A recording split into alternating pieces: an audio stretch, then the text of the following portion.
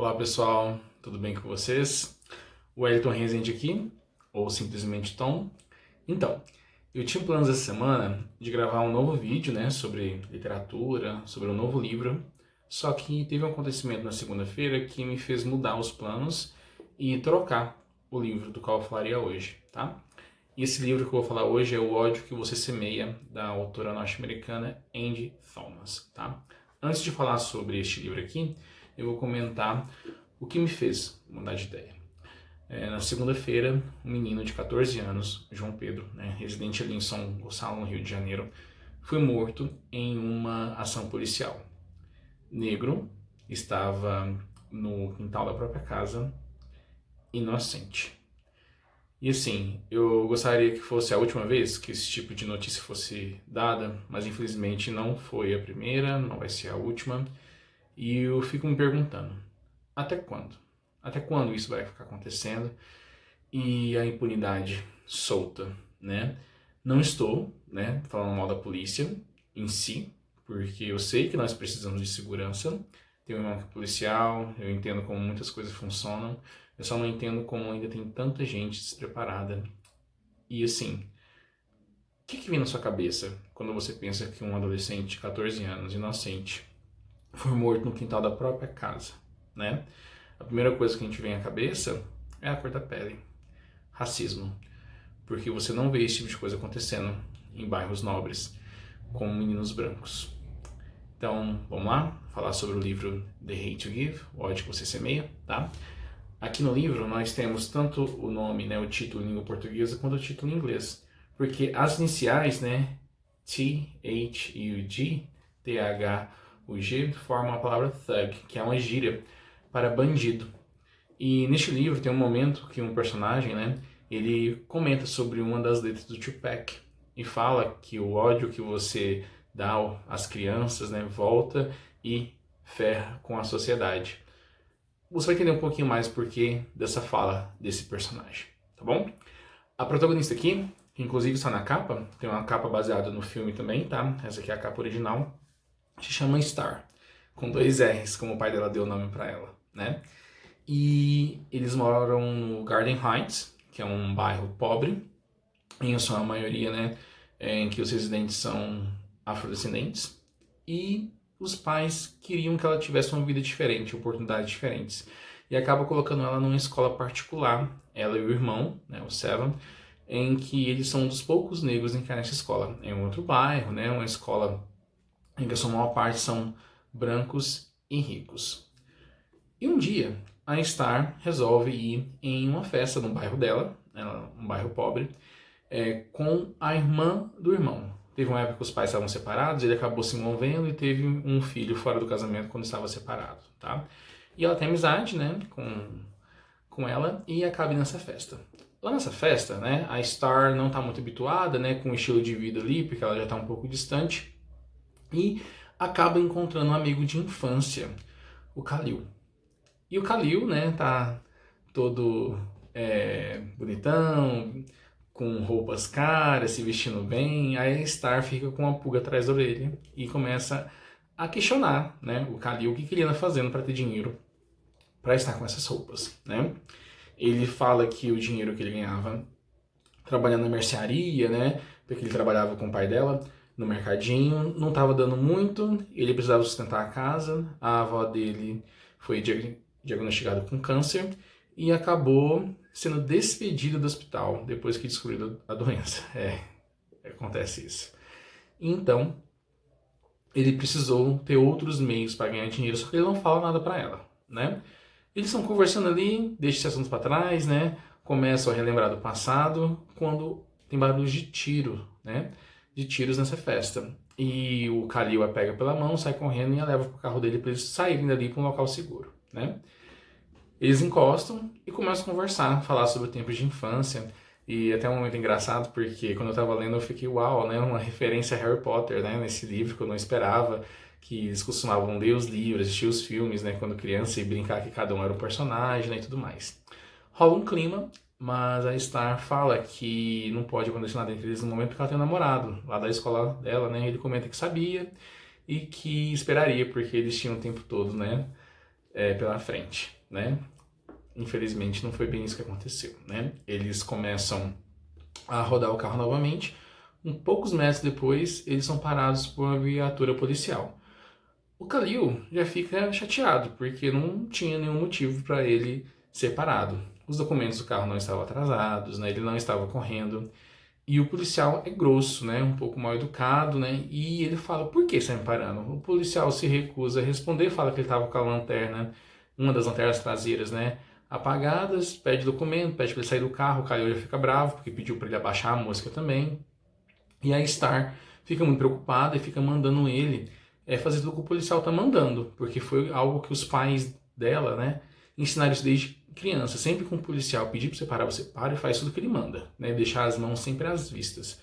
Só que o Khalil tava um pouco reticente, né, em seguir essas regras, porque ele realmente não tinha nenhum motivo para ser parado. Então ele sai do carro, entrega os documentos e o policial vai checar na viatura, né. Neste momento, ele encosta na janela do carro e pergunta se a Star tá bem. Ela estava muito nervosa, né, muito preocupada, porque não é uma coisa que ela costumava passar e ela tem muito medo da polícia, né? Porque a gente já viu em muitos filmes, séries, né, que as pessoas negras têm um certo medo, né? Não sem razão, sabemos disso, né? Então ele pega uma escova de cabelo e vai pentear o cabelo. Nesse momento ele é alvejado pelo policial com vários tiros, né? Você está lendo, você fica chocado com o que acontece. Pensa a Star, né? Ela sai do carro, vai ver como o amigo dela tá, né? Tudo cheio de sangue, gemendo, né?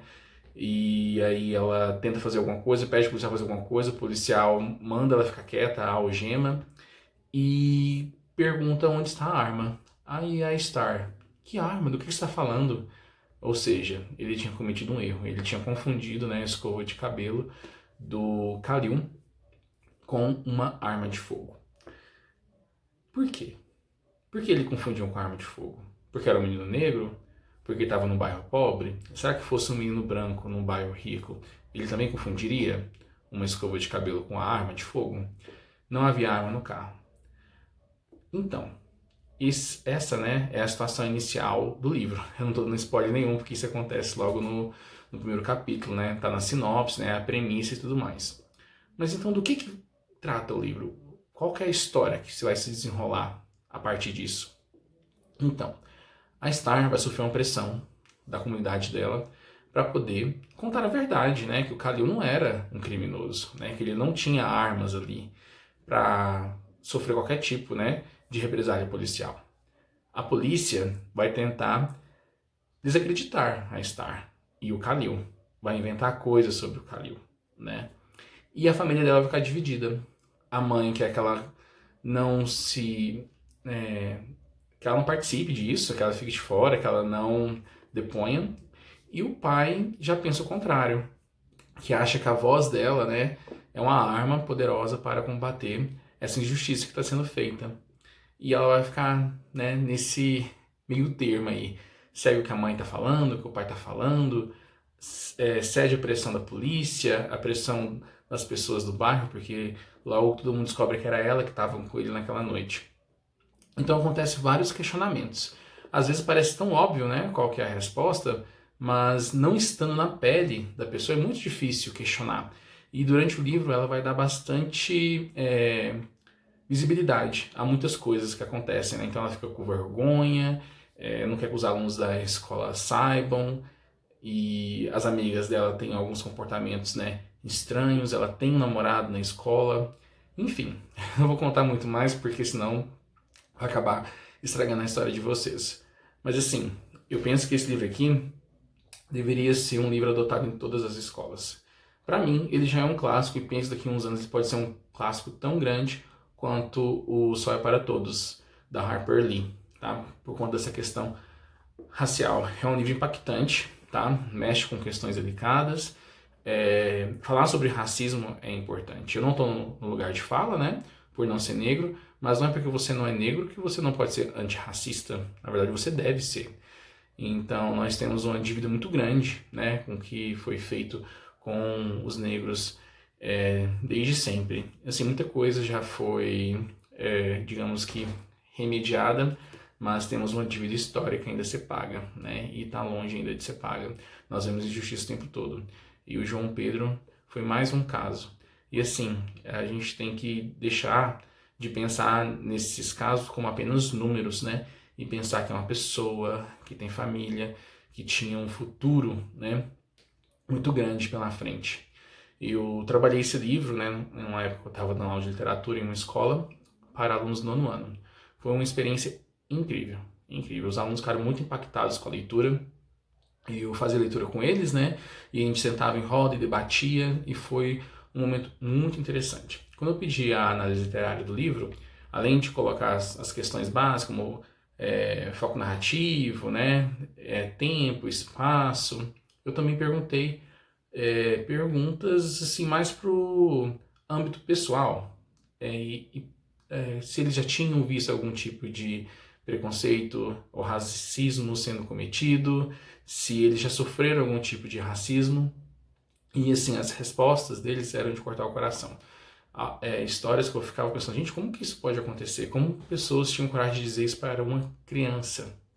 E um dos alunos, né, negro, contou que estava sofrendo racismo na escola, né? E ninguém sabia, porque ele fazia comentários extremamente pejorativos, né? O aluno em questão ficou muito triste com essa história e contou ali no trabalho. Eu assinei a coordenação, a direção da escola para tomar providências, né? E ainda bem que essas providências foram tomadas, mas eu fico pensando, por que não discutir mais esse assunto, né? Quantas crianças por aí não estão sofrendo? E conscientizar, né, para que essas crianças e adolescentes, quando cresçam, não cometam esses erros absurdos que vêm sendo cometidos contra a comunidade negra.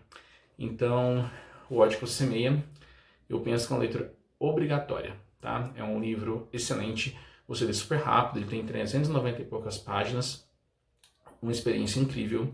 A autora é iniciante e escreve muito bem, a linguagem é bem para os jovens mesmo, é bem acessível.